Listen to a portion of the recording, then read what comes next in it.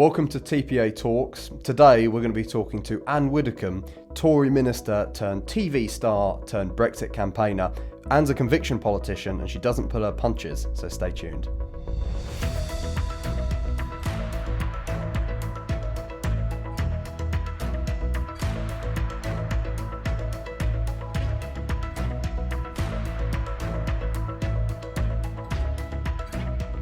Ann, welcome to TPA Talks. Thank you for being with us today. Great to be here. I want to start off with an old saying. The old saying goes, of course, that politics is like show business for ugly people. Now, I'm certainly testament to that, but you've reached the top of show business and politics. So my first question is, do you think they're getting more similar? Oh, I think they always have been similar because both effectively involve tremendous PR issues. And too much of politics, certainly these days, I mean, show business always has been about PR and, you know, we can live with that. But too much of politics these days is about PR.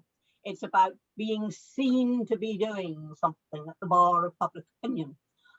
It's about not wanting to sound as if you're not up to date and fully sharing what is being said on social media and stuff like that. Whereas to me, politics has always been about making the hard choices and sticking with them. I mean, Boris Johnson is always citing Churchill as his great hero. Well, you look at what Churchill had to stick with. He didn't say bread and circuses. He said blood, sweat, toil and tears, and by gum it was. And he told the truth. He took very harsh decisions. He shelled the French fleet, killed about 1,000 French sailors, rather than have it fall into Nazi hands. He could take decisions like that. He could tell the public to keep calm and carry on. Whereas I feel at the moment, everything you say has to be pleasing.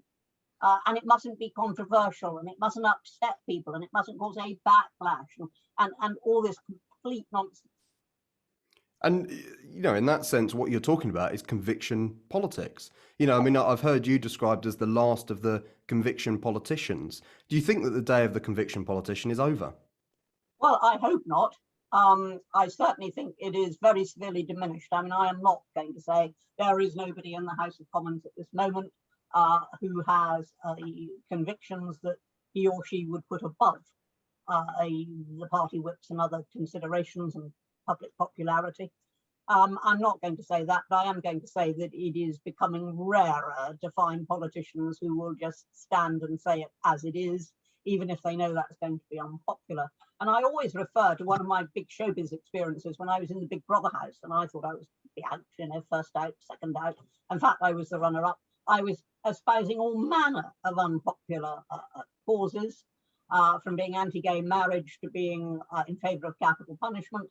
And I think the reason I was kept there was simply that even people were howling their disagreement at home. They were looking at somebody who wasn't afraid to say what she thought. I think people want that. They want that. And if any politicians would wake up to that, the public are not stupid.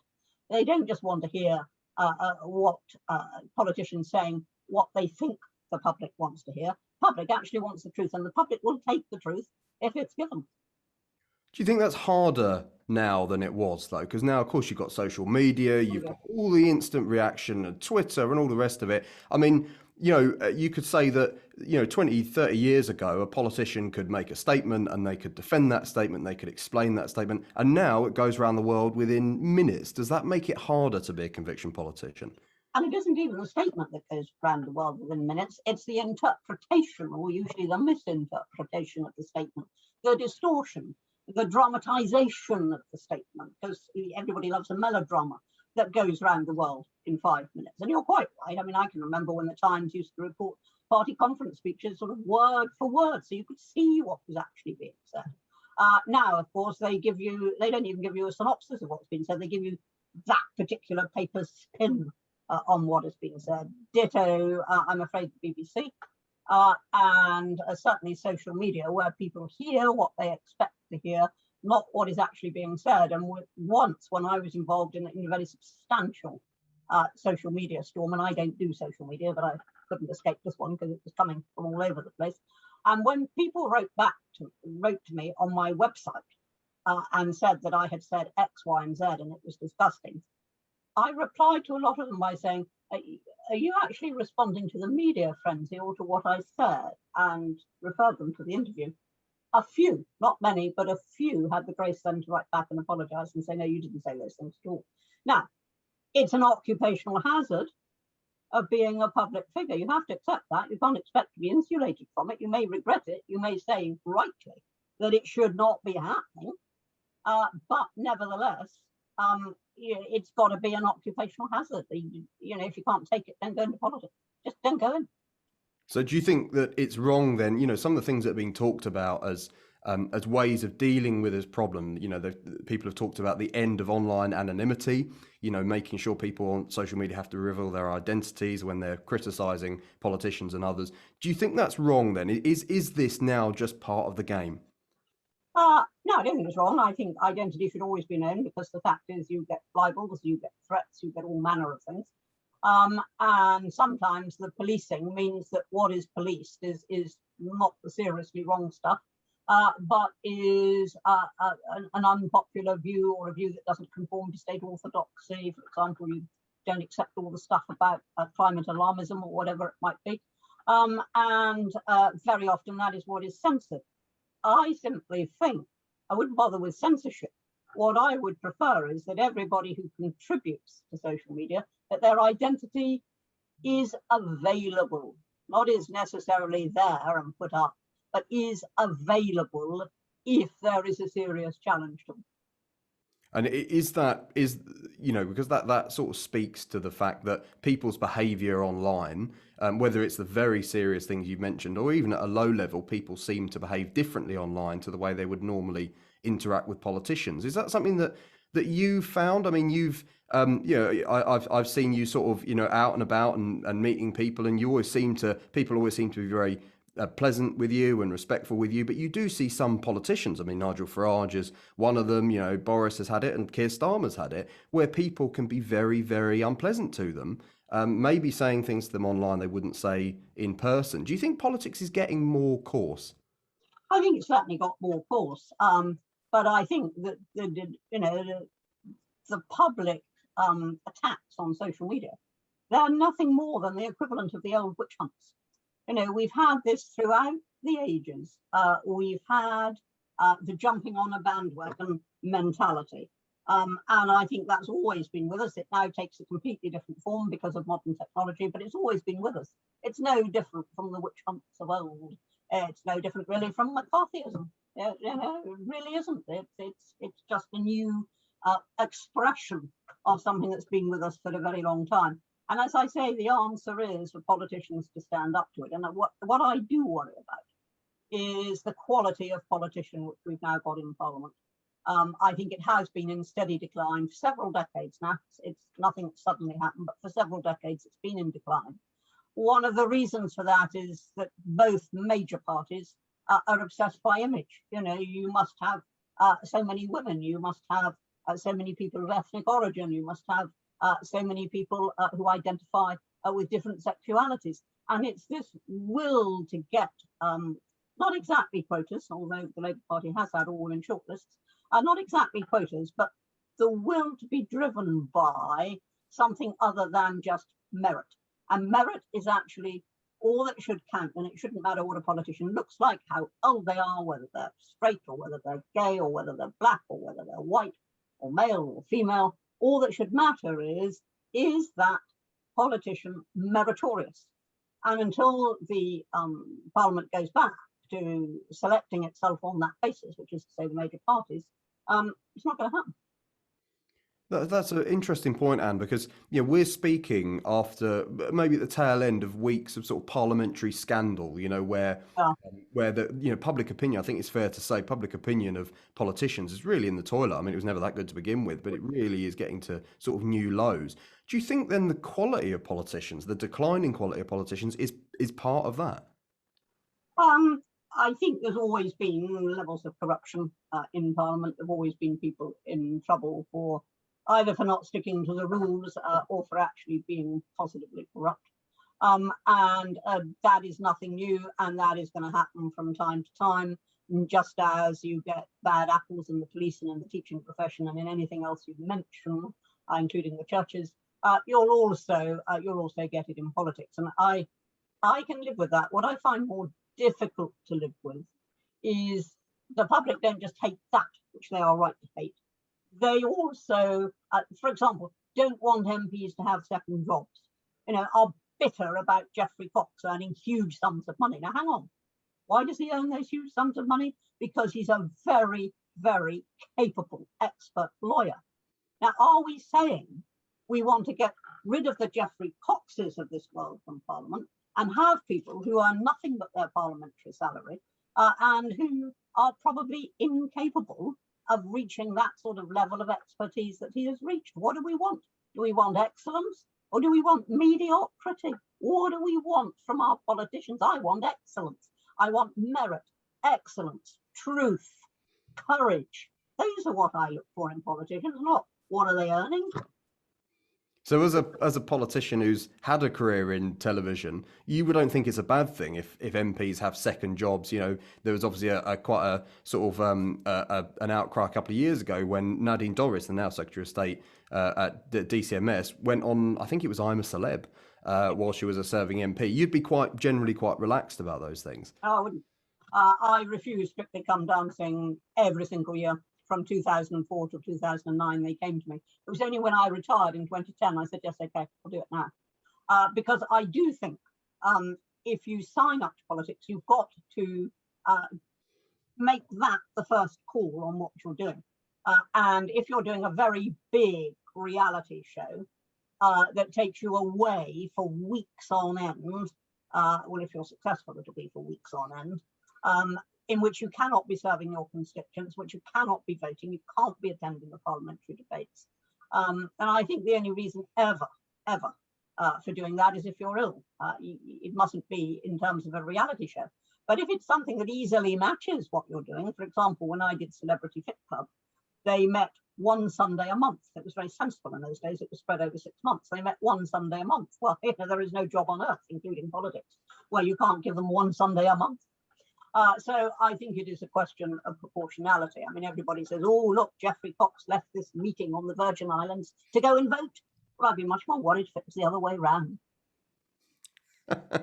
So just to sort of close on that, I'd just like to ask the other side of that question. Do you think showbiz is getting more political? It strikes me that you're someone who's got you've been a conviction politician. You've been very clear about your views. Some of those views seem, to some people, I imagine, working at the BBC or, in the media or in show business, that they absolutely wouldn't agree with you on those views. Yet you've obviously been able to sort of do a bit of both. But is show business becoming more political?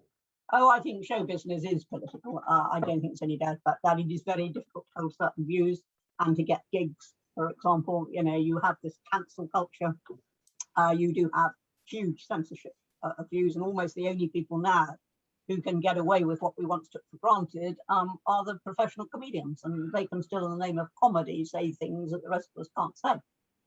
But I think it's a question of standing up for it, and I was very pleased because I went through a cancel thing a couple of years ago when I had said something which was politically incorrect, but happened to be what I believed. And I was in the middle of a theatre tour at the time. There were cancellations galore, but one theatre said, no, we actually believe in free speech. And that theatre, as a consequence, got all those around from other theatres who wouldn't have me, all came to that one. So they benefited from it. And I was delighted because I thought, right, if we can just encourage people to take this sort of stand and to stand up for free speech, and to show that in the end it benefits them, that's well worth doing. They didn't do it to benefit, they did it as a point of principle, but they did benefit. I want to ask you a bit about sort of the politics today, Anne, because, you've had this remarkable career where you were a Tory minister and, then and after the referendum, you swapped party and were sort of publicly thrown out of the party that you had been in for most of your political life, for all of your political life. What do you think of the Conservative Party today? Is it recognisable to the party that you served in the 1980s, 90s and beyond? No, it's not. It's not remotely recognisable. I mean, I came into Parliament in the time of Thatcher. We knew exactly where our train was going. Now, you might have agreed or disagreed with the destination, but you knew where the train was going. If somebody can tell me where Boris's train is going, well, thanks, but I can't discern it. And I think politics has become ever more of a game. And actually, I think it's an immensely serious business. For example, I would have said to the nation, and did when I was Shadow Health Secretary, I did actually say quite bluntly, the NHS in its current form is doomed because it was set up on completely false premises to deal with a situation that doesn't prevail today. And understandably so. I mean, it was the 1940s. And I was saying this in the 1990s, 50 years later, and we're saying, now we've got to reassess this and ask what we would do if we were starting from scratch today. No politician will say that because it's such an electoral liability that you seem to criticise the health service. Well, get on with it. If it's true, you've got a choice. You either face the public with that truth today and say, now, what are we going to do about it? Here's what we propose. Or you just let it go on until it implodes. Well, where's the responsibility in that? Well, but who do you blame for that?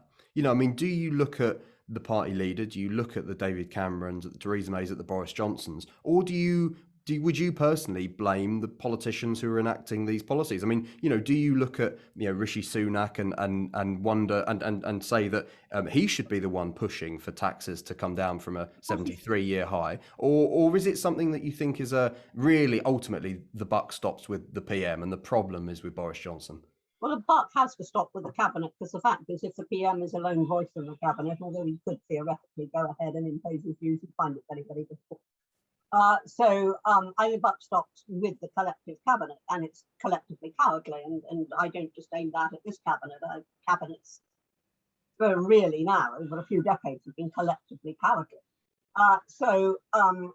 But it is down to the individual Secretary of State to make the best possible case for what he wants to do. And I cannot believe that we have a Conservative administration which is going for high tax, high spend. I mean, I've spent 55 years of my life condemning Labour for that, only to find that now this is what the Conservatives believe. And yet we have the example of what happened under Thatcher, when the top rate of tax was brought down from 60% to 40%, and the tax take from that group increased. It didn't decrease, it increased, because suddenly there were incentives to take risks. There were disincentives to go into complicated avoidance schemes. There were disincentives to go offshore. Some of the brain drain came back. Come on. If you actually have a low tax economy, you have growth, you have enterprise, you have incentive, and that is what should be bringing in the money, not just state confiscation from everybody's pay packets, which is what tax is. It's state confiscation, and fair enough. You do need a certain level of that, but at the moment, that level is ridiculous. And every time I see them wasting money on some politically correct initiative, just wasting money, just pouring it down the drain. We contribute 1% of the world's carbon emissions. Therefore, I think we should be bearing 1% of the pain. But instead of that, we've gone absolutely overboard. Everybody's now going to have frightfully expensive boilers. It is absolutely ludicrous. A Conservative government should promote liberty, should promote low levels of state confiscation, should promote growth. Enterprise should be providing incentives for all those things.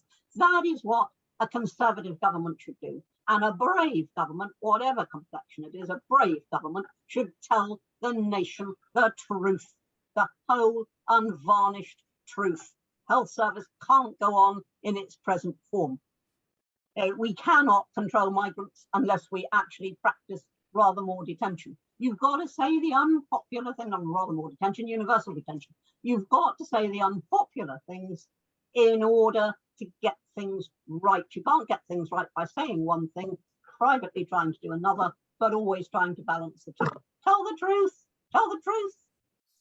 So absolutely, if you believe as we do, that taxes are far too high, that there is too much waste, the question is, Anne, what on earth do we do about it? You've got a situation where you've got a Conservative government that is doing this. and a Labour Party which doesn't seem to be offering much in the way of opposition. So for people who believe as we do, what should they do? What can be done about it?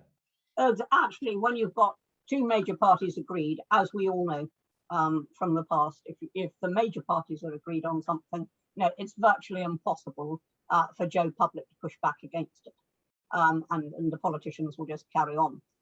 It's tempting to say vote for minor parties. I mean, in the European elections in 2019, people voted en masse for the Brexit Party, and it was part of a protest against that unholy mess that the then May government was making of Brexit.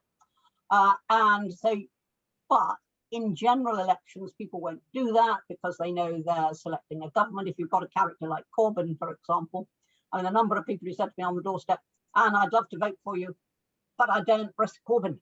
I just don't risk Corbyn. I've got to vote Conservative." And it's very difficult in a general election. So all that in the end can be done is for individual party members to start putting on the pressure by withdrawing their subscriptions, withdrawing their support, by letting the Member of Parliament know why they're doing that, by letting the party chairman know why they're doing that. And there has to be some sort of grassroots push back against what we've got. And it isn't only the taxes. I mean, I know you're the Taxpayers Alliance, but there are such things as individual freedoms, liberties that have just been taken wholesale from us.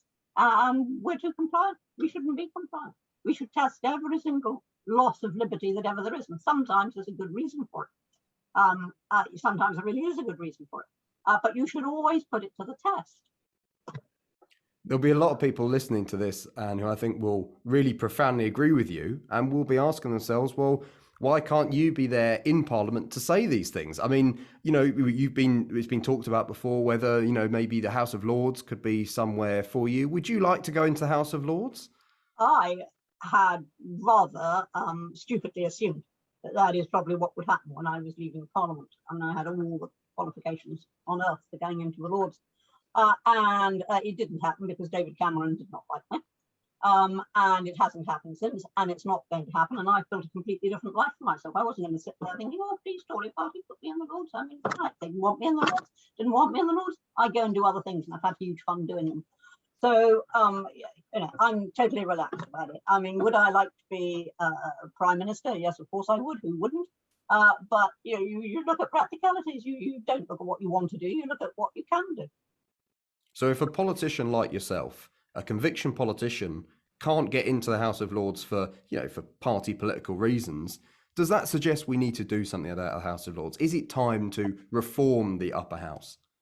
That is an argument in its own right. Of course it is. It is, first of all, it is far too large, but so is the House of Commons, quite honestly. It is far, far too large. So the first thing you need to do with the Lords is to cut them almost in half, certainly to no more than 500. And I would probably say 450. And the way I would do that is not, as has often been proposed, on a length of service basis or on the basis of age. I wouldn't do that because some people have been there 20 years and have still got a huge amount to give. Other people, have reached a certain age, but nevertheless are still very active. I would do it purely on an activity basis. And I've said this for some time. I would take a point in the recent past and say, right, if by that point you haven't made X speeches, served on Y committees, asked Q questions, whatever might be the test of activity, unless you've not done some combination of those or a lot of one of them, then you're out. You're out. And unless you've been seriously ill or something, you're out. And that way you would get a Lords comprised of the members who are very active and interested and very prolific in what they do. And you would eliminate those who sign on to the allowances and then disappear. I mean, we're talking about reform of Parliament, but I've got to ask you about another organisation which I think a lot of people feel needs reform, which is the BBC. You have got a huge amount of experience of the BBC, having worked with them extensively. You talked earlier about the sort of attitudes towards people with different views. Do you think that now is the time for some serious reform of the BBC to make it more reflective of the nation? Or is it time to end the licence fee? Is it silly to even bother? Should we just scrap the licence fee and let the BBC go off on its own? Well, I would be inclined to say that that is a last resort, which I would not rule out, but I would like it to be a last resort, because I think the BBC, the World Service, for example, Radio 4, Radio 3, certainly parts of the BBC are giving very, very good value for money. But what has gone completely wrong is, first of all, it's spending that license fee. And the reason for the license fee was that if it made very serious programs, or classical programs, or whatever it might be, it wouldn't get the sort of money that if it was relying on adverts. So therefore, we pay for the BBC. But in fact, all they're producing is tripe. It's endless soaps, repeats, and rot. But the thing that really worries me about the BBC is the news service, which is now so biased, it doesn't even know it's biased. And it can't tell fact from commentary. And for example, there were 2 instances recently where I heard the BBC newscaster say in terms, today the Prime Minister rode back on Brexit. And what had he done? He had said he would issue visas for, first of all, it was the lorry drivers, and then recently it was something else. He would issue visas. Now, the whole point of Brexit was that that is what we could do, that we could close the borders and determine who could come in. And we could determine what their qualification should be, how long they could stay for, what the terms for getting benefits while they were here were. We could determine all those things if we were free of the EU and its free movement of labour policy. And that is exactly what the Prime Minister was doing. He said, right, here we have a shortage. We will therefore issue visas. We couldn't have done that while we were in the EU. But this was presented as rowing back on Brexit because the BBC wants to show control of the borders as meaning closing the borders full stop.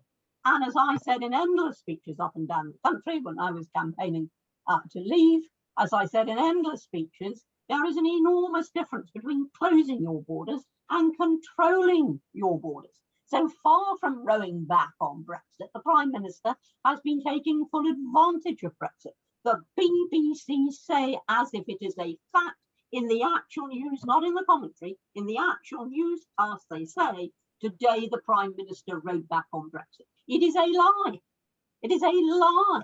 They don't recognise it as such, but because they're so completely wool-headed that they think that Brexit did mean just closing the borders full stop and never letting anybody in again. Idiots. Idiots.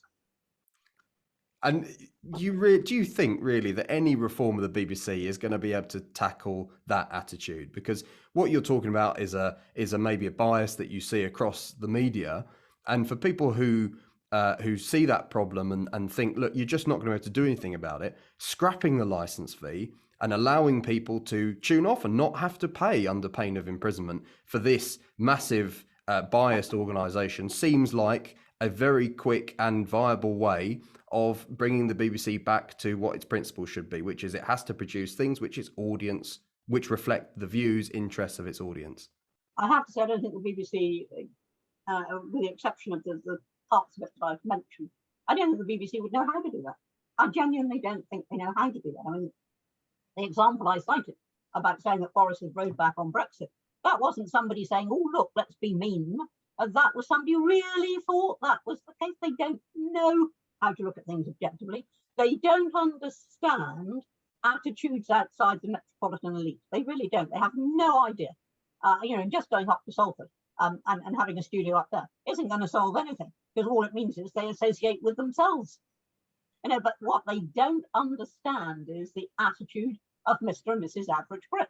And they've never understood that. They think, it's all Hampstead liberalism, and that's what all decent people think. And if you don't think that, somehow you're a subhuman, you're not really sort of worthy of respect. That attitude is so entrenched that unless Tim Davies sat the whole lot and started again, you're not going to get rid of it for years, not for years. So my final question, Anne, if you reach the top of politics, I mean, you've had lots of very important jobs, but the jobs you haven't had, Prime Minister, Chancellor, if you were going to be PM or Chancellor for a day, what would be the one thing you would do? Would it be changing the BBC in this way? Would it be the things you've talked about in Parliament? What would it be? What would the one day of a Widdecombe premiership, what would we see? Face the nation, look it in the eyes and say the health service can't last. Now let's look at the alternatives for making sure that people who can't afford to pay will always be able to access health quickly and comprehensively. And at the moment, nobody can access health quickly or comprehensively. I feel very strongly that we've got a 3-tier system. And on the top tier, you've got those who do get their NHS treatment very well, or who choose quite voluntarily to go private.